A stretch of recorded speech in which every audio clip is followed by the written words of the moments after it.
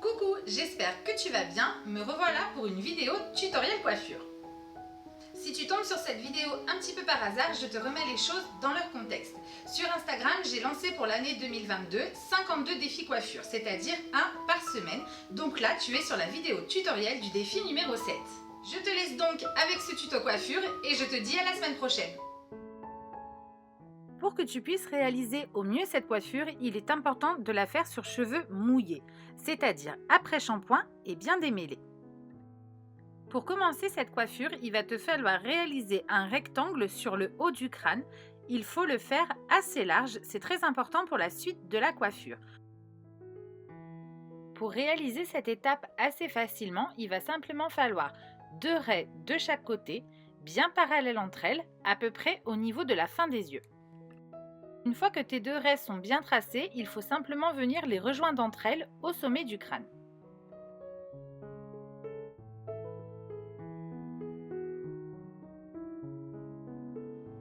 Pour ne pas être gêné, on va simplement venir délimiter correctement les séparations.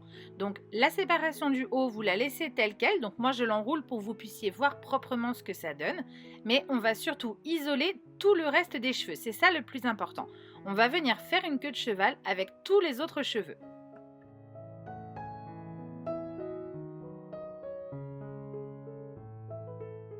La coiffure va se concentrer essentiellement sur le dessus. Donc maintenant, vous allez pouvoir bien lâcher ces cheveux-là et on va s'occuper de cette séparation. C'est parti! Tu vas d'abord tracer une raie centrale bien au milieu et bien nette.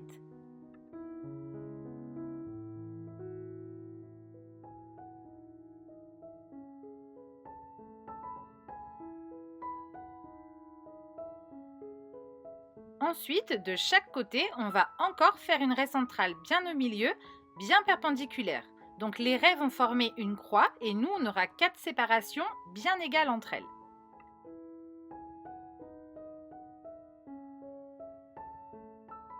J'insiste toujours quand il faut les séparations égales entre elles, c'est pour permettre d'avoir autant d'élastique de chaque côté et d'avoir des tresses aussi grosses à gauche qu'à droite. C'est pour ça que c'est très important pour la suite. Maintenant, il va vous falloir un petit peu de concentration, mais tout est possible. Donc séparation par séparation. Pour la première, on va venir créer une diagonale afin de la séparer encore une fois en 2 parties. Une fois que vous avez réalisé cette raie, vous venez mettre un élastique.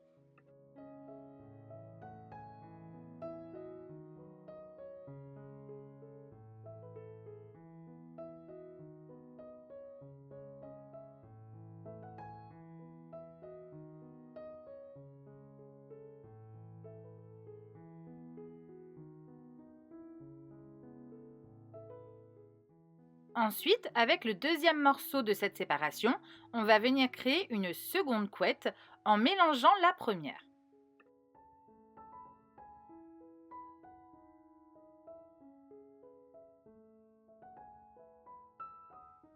À ce moment-là du tuto, si tu le souhaites, tu peux mettre en pause afin de créer exactement la même chose en symétrie sur le côté opposé que tu viens de coiffer.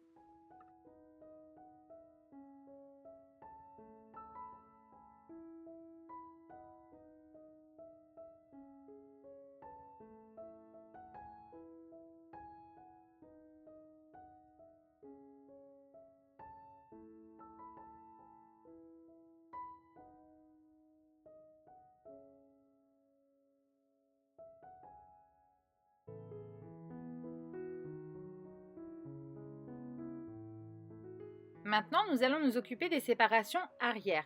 Donc, on va recréer 2 diagonales afin de séparer les 2 séparations en 2 parties bien égales. Attention, regardez bien la vidéo, la diagonale n'est pas dans le même sens que les séparations avant. Il faut vraiment faire les diagonales dans le bon sens. Une fois que celles-ci sont faites, on va venir sur la première séparation mettre un élastique. Une fois que tu as fait ça des 2 côtés, on va venir récupérer les 2 petites couettes avant et dans chacune d'elles, on va simplement créer une tresse.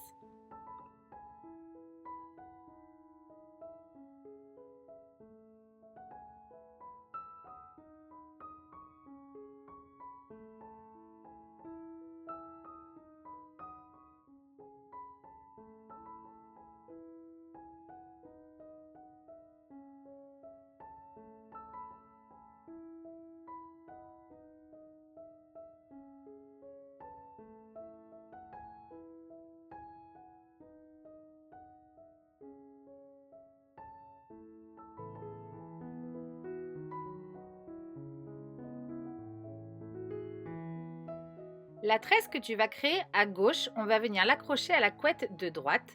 Et celle que tu vas créer à droite, on va venir l'accrocher à la tresse de gauche. Je te conseille d'abord de faire un côté complet, comme je suis en train de te montrer. Donc une fois que j'ai créé la tresse, je l'ai accrochée à la séparation opposée, donc de l'autre côté. Et ensuite, je viens récupérer le tout afin de faire une dernière couette.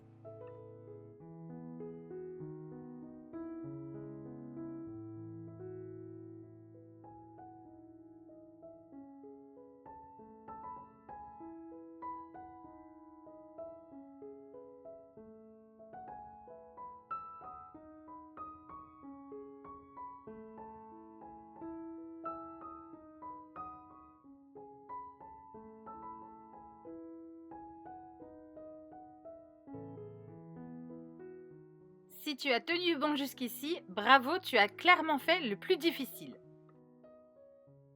Maintenant, il ne te reste que clairement quelques étapes. La séparation de derrière, on l'a fait dans la continuité de la raie qu'on avait fait sur le centre et on va venir créer 2 couettes hautes. Donc plus les couettes sont hautes et plus ce sera mimi pour cette coiffure-là.